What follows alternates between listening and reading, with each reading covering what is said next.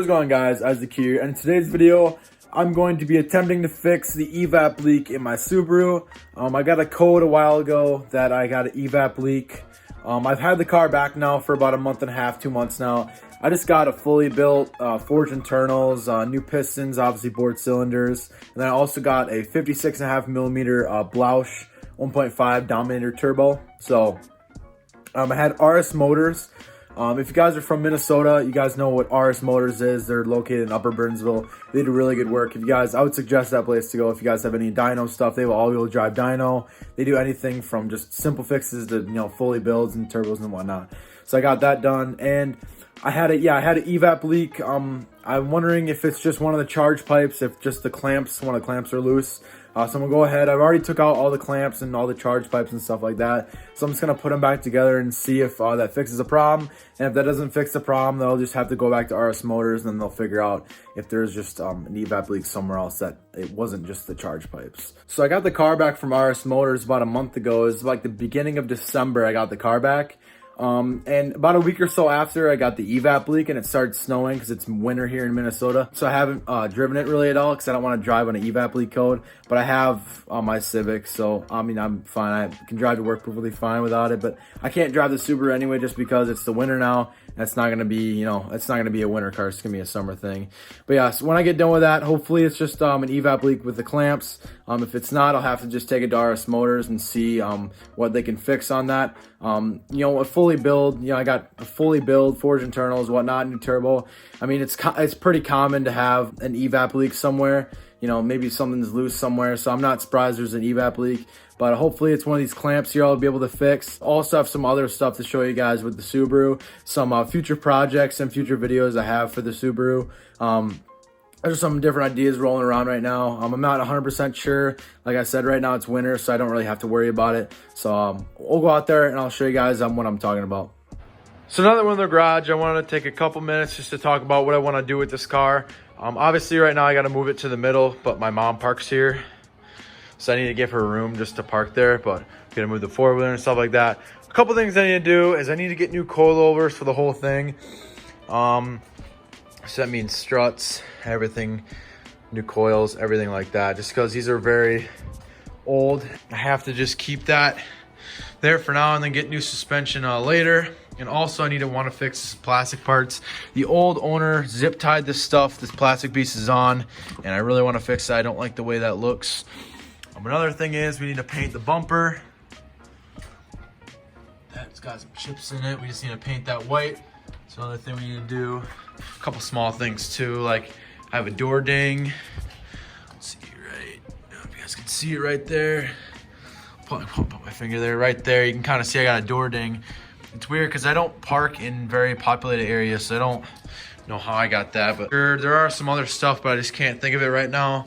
But yeah, like right now we're just gonna put together the charge pipes that go down to the intercooler. Intercooler's sitting right there. Basically just put it back together, see if that fixed the leak. And then maybe we're changing the oil as well. Probably gotta change the oil and see how she runs. So I kind of have parts everywhere right now. I have these like clamps, but these don't really work very well. I've already had 2 times where this clamp is slid off and the charge pipe actually fell off. So I had to go out and fix that quick. But obviously I got some of the clamps here. Here's the Turbo XS blow-off valve. This thing sounds super nice, as you guys have heard in sound clips. And there's one charge pipe there. Obviously we got the intercooler here, and we got more charge pipes with more clamps down there.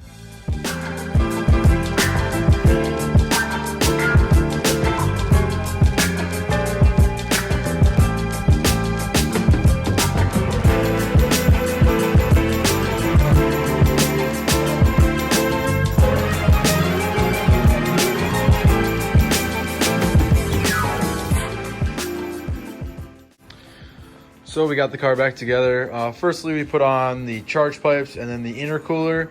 And then we also did get these this impact, and we got these stupid clamps on. I really do hate these clamps. We have to screw them on, like hand tie them on with like a ratchet, which really sucks. That's why I want to get new clamps for those. There also was oil in the manual boost controller that goes to the turbo that connects right here, and the manual boost controller that connects into the intake. They were filled with oil, so we're gonna go and get new hoses and then 6 new clamps for those hoses. And then we're also going to change the oil. We have the pan down there, drain it all, and then fill it up with oil. We obviously got to take it on a run, or take it on a drive, and then get it level, and then empty out all the stuff. And then yeah, she should be pretty good to run. Now I did change the direction of the blow valve to going sideways. I changed it going sideways because if it's straight up, if it's raining, I have the hood scoop, obviously. I don't want water running through the blow valve and running through my charge pipes and going in my intake and going to my turbo. I don't want that to happen. So that's why I want to change it to go sideways. I mean, blowing air this way. It's a lot better than what it used to be. And yeah, we should be getting her running here pretty soon. So right now I am heading to O'Reilly's to try and get a 3-foot hose for my boost controller. I need that to run to my turbo, and I need that to run to my intake. And I need to get 6 clamps for those as well because I don't want those falling off. I need to get Castro dyno oil. I don't want to get synthetic. Well, I can't get synthetic for at least 1,000 miles because it's a fresh build. So I have to wait about 1,000 miles for me to run full synthetic. So I can't get synthetic or high miles. I just need to get dyno oil, and so we'll see if they have that. They might not have it because it's going to be hard to find. I need to get an oil filter as well. So that sounds good. And then I'm also probably going to run to Napa too. So I got 2 places to go to. Hopefully they'll have everything I need. So I just got back from O'Reilly's, where I'm driving home right now, and I did get the manual boost controller. I got 3 feet of this vacuum line, and then I also got a Wix oil filter. Kind of a bummer. I ran to O'Reilly's and I ran to Napa, and they did not have clamps for the hose, which is weird because it's not a hose clamp, because hose clamps don't go that small. It's one that you pinch and you just put it on there and then you let it go, and it should be able to just go by itself. And they did not have the dyno oil, which I'm kind of not surprised, just because I'm trying to find non-synthetic and non-high mileage, no blend, any of that. So it's because it was hard to find, so I'm not really surprised there. So they didn't have the oil or the clamps, which was weird. So when I get home, I can't really do much because I don't have any oil and I don't have any clamps for the hoses, but I got an oil filter and I got the 3-foot hose for that, so we can get that set up. But that's it for now. So over break, I did get a couple more cars for my car collection, and I also did also make a Subaru table. So I started up a Subaru table. First off, we got the Rally Subaru. We got a just regular STI. It's a newer model, 2013 or so, I think. I'm not sure exactly what year it is. We have a hatchback from Fast and Furious. Also behind it, we have the hatchback from Fast and Furious. We got a Bug-Eye. We got a Fast and Furious wide body. I think it's 2015, if I'm correct. We got an old 98 Hot Wheels Subaru. We got my 04 Subaru STI in a smaller model. And we also got my favorite one, which is the big 1/18th model STI. This thing is really nice. It's really clean. I would have got it in white, but I couldn't get it in white just because they don't sell them anymore. Really, they don't. It was hard to get that one. And then I also got just tire racks there just for cosmetic stuff. And then I also have just some other Hot Wheels here. I'll make a video on running through everything I have. There's some McLarens, obviously. There's some Miata right here. Let's scoot back a little bit. R32, Porsche. We got some Forza Horizon 4 cars. M3 right here. Then we also got some Fast and Furious type models there.